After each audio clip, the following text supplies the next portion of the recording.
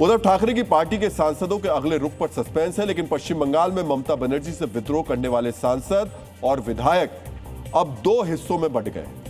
ममता बनर्जी की चुनावी हार के बाद टीएमसी के ज्यादातर विधायकों और सांसदों ने उनसे अलग होने का फैसला लिया।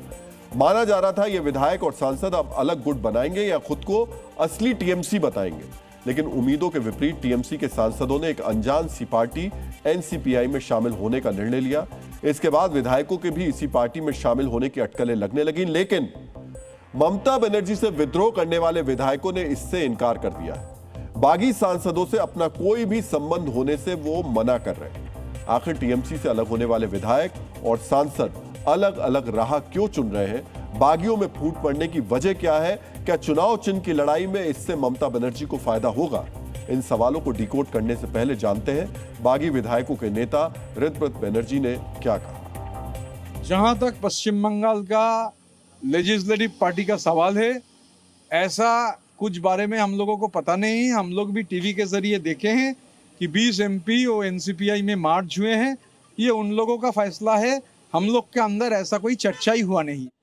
सुना आपने, ऋतव्रत बनर्जी ने साफ कहा कि उन्हें एनसीपीआई में शामिल होने पर कोई चर्चा उनसे नहीं हुई है।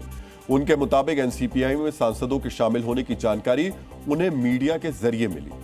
सोचिए, एक ही समय में एक ही पार्टी के विधायक और सांसद दोनों बगावत कर रहे हैं, लेकिन दोनों में कोई तालमेल नहीं है। सांसद अलग पार्टी में शामिल हो गए, जबकि विधायक अभी तक खुद को असली टीएमसी बता रहे हैं। आखिर बागियों के बीच इस मतभेद की वजह क्या है?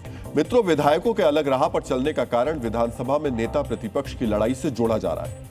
विधानसभा स्पीकर ने ऋतव्रत बनर्जी को विपक्ष के नेता का दर्जा दिया है। यह संवैधानिक पद उनको टीएमसी के नेता के तौर पर दिया गया है। ममता बनर्जी की तरफ से स्पीकर के इस फैसले को हाईकोर्ट में चुनौती दी गई है। अगर सांसदों के साथ मिलकर विधायक भी एनसीपीआई में शामिल होते हैं तो ऋतव्रत बनर्जी का दावा कमजोर होगा। यदि वो एनडीए का हिस्सा बनते हैं तो विपक्ष के नेता का पद उन्हें खोना पड़ सकता है। ऋतव्रत बनर्जी का दावा है कि विधानसभा में टीएमसी के 80 में से 65 विधायकों का बड़ा गुट उनके साथ पूरी तरह एकजुट है। उनका लक्ष्य किसी दूसरी पार्टी में विलय करने के बदले अपने गुट को असली टीएमसी घोषित करवाना है। उनका उद्देश्य चुनाव आयोग जाकर पार्टी के नाम, राजनीतिक पहचान और चुनाव चिन्ह पर दावा ठोकना है, लेकिन किसी दूसरी पार्टी में शामिल होने पर उनके ये सारे दावे खत्म हो जाएंगे। बागी सांसदों के एनसीपीआई में शामिल होने से ममता बनर्जी को थोड़ी राहत मिली होगी। इससे पार्टी पर बागी सांसदों का दावा खत्म हो गया।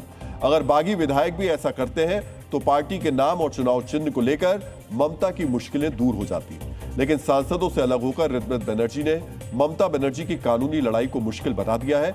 यानी ममता बनर्जी के सामने पार्टी पर नियंत्रण का संकट खत्म नहीं हुआ है।